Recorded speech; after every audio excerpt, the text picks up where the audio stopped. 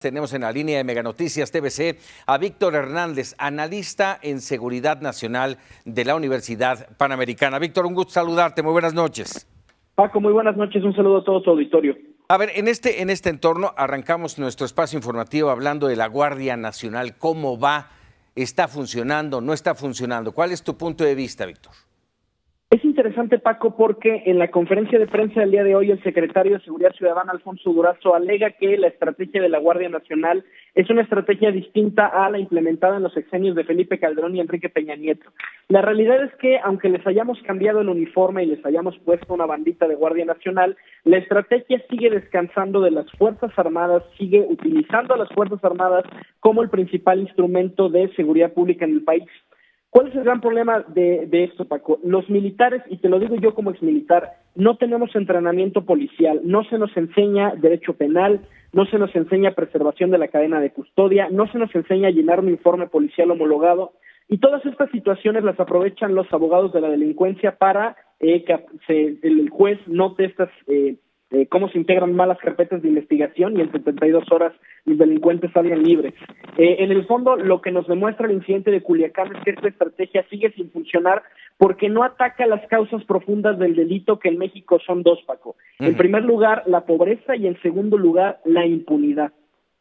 Así es. Ahora, en este entorno, nosotros lo hemos dicho aquí insistentemente, hace falta también la participación de las entidades para hacer algo. Parecen estar conformes, muy rico, muy agradable, dejándole el problema a la federación, ellos no mueven un dedo. Y en este sentido lo toco porque el secretario de Seguridad mencionaba hoy que se requiere el apoyo de las policías municipales y estatales para lograr objetivos puntuales.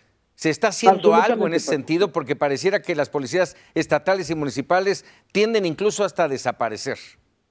Fíjate que es bien paradójico, Paco. Todos los sexenios, desde Calderón hasta el del presidente López Obrador, han alegado la podredumbre de las policías municipales, y es cierto, han habido localidades en las que de plano el ejército o la marina tuvieron que asumir las labores de seguridad municipal porque estaban completamente capturadas por la delincuencia organizada. Pero ninguno de los tres sexenios ha implementado algún programa serio para la recuperación de las policías municipales. Todos los sexenios se quejan de este problema, pero muy en el fondo estrategias como la Guardia Nacional van en detrimento de las policías estatales y de las policías municipales, porque ese dinero se centraliza, se queda en el gobierno federal, insisto, no hay ningún programa en este momento, ni de entrenamiento, ni financiero, para mejorar las condiciones de trabajo de los policías municipales. Y entonces lo que va a seguir sucediendo es que van a venir siguientes gobiernos bajo ese mismo discurso: oye, es que no tenemos una buena policía municipal. Pues claro, porque nadie se ha sentado con un programa a 10, 15 años para sanitizarlas, para darles mejor equipamiento, mejores salarios. Hay policías municipales, Paco, que en este país ganan 5,000 pesos. Y además por 5,000 pesos queremos que seamos bienes y además GI Joes, o sea, que hagan labores de tránsito y que además se peleen con la delincuencia organizada. Eso es francamente irreal, y ninguno de los últimos tres gobiernos ha hecho algún programa serio para la recuperación de las policías municipales. Muchos de ellos incluso cooptados por esto mismo que acabas de mencionar, cooptados por el crimen organizado. Así es, por las condiciones salariales. Hay muchos municipios en este país en los que los policías municipales ganan 5,000 pesos, y es importante ponernos a pensar. Parece que es intrascendente quién hace una detención, si es la policía municipal, si es la Guardia Nacional, si es la Marina, pero lo importante de que haya policías municipales preparados en este país recae en lo siguiente: si una persona vive en esa comunidad, tiene la inteligencia local de cómo se mueve la delincuencia en determinada entidad. Los norteamericanos, Paco, cuando van a intervenir en algún país, tienen un tipo de soldados que se llaman Public Affairs Officers, oficiales de asuntos públicos.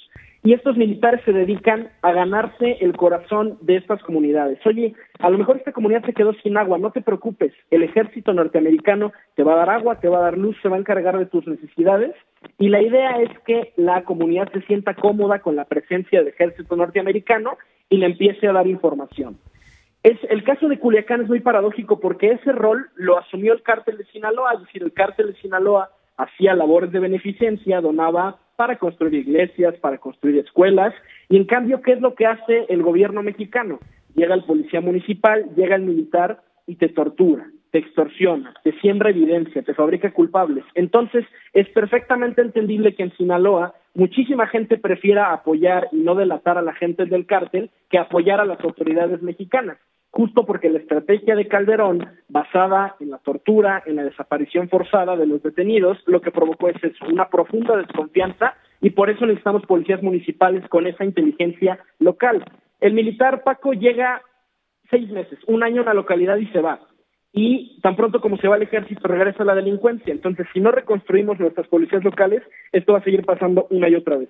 Por lo que mencionabas hace un momento de Calderón, evidentemente pasamos por Enrique Peña Nieto y ahora el gobierno de Andrés Manuel López Obrador. Lo que nos está fallando es la estrategia. Seguimos prácticamente en la misma inercia. Así es.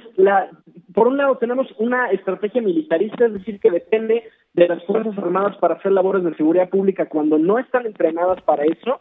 Y segundo, hay un libro muy bueno, yo se lo recomiendo, publicado por Alejandro Ope y Jaime López Aranda, que se titula Lamentada Estrategia. Y justo lo que aducen Alejandro Ope y Jaime López es que no hay no se puede implementar una sola estrategia para combatir la delincuencia en México, porque no hay delitos si no hay delitos.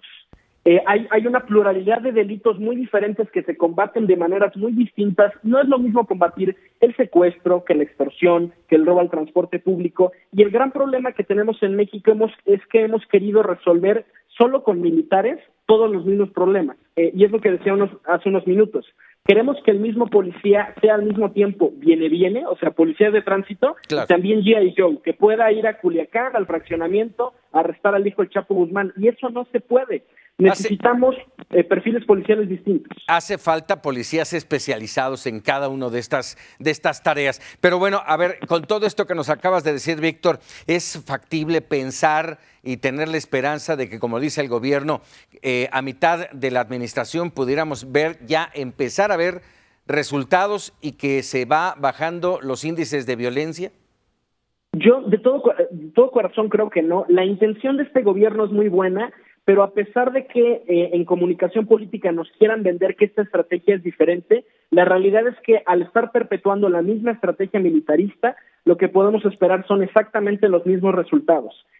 Más del 80% del personal de la Guardia Nacional es personal militar salido tanto del SEDENA como de Secretaría de Marina. Si tú revisas los índices de violaciones a derechos humanos de ambas secretarías, incrementaron dramáticamente desde que inició la guerra contra el narcotráfico. Y fíjate qué curioso, los índices de violaciones a derechos humanos empezaron a bajar en México cuando el presidente Peña Nieto dio la orden de que se redujeran las operaciones militares. Es decir, hay una correlación estadísticamente muy marcada entre la presencia de las Fuerzas Armadas en las calles y los casos de tortura y ejecuciones extrajudiciales. También el gran problema de los programas sociales del presidente Andrés Manuel es que están mal diseñados. No hubo un estudio de política pública para ver, oye, dónde se necesitaba el dinero para atacar la pobreza y la desigualdad que genera base social para la delincuencia. Víctor, bueno, y siguen sin reglas de operación muchos de esos programas sociales.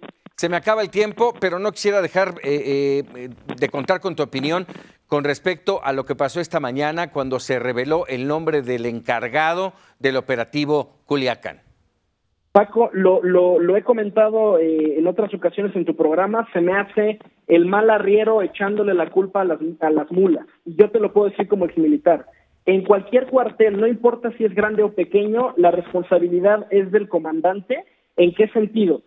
Yo no creo que un coronel tenga la autoridad para desplegar esta cantidad de gente y hacer un operativo de esta magnitud.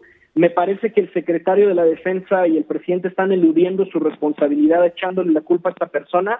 Si en un cuartel se equivoca el cabo o el sargento, pues se arresta al cabo y también al comandante de la compañía, bajo la lógica de que el comandante tiene que supervisar todo lo que pasa en su unidad.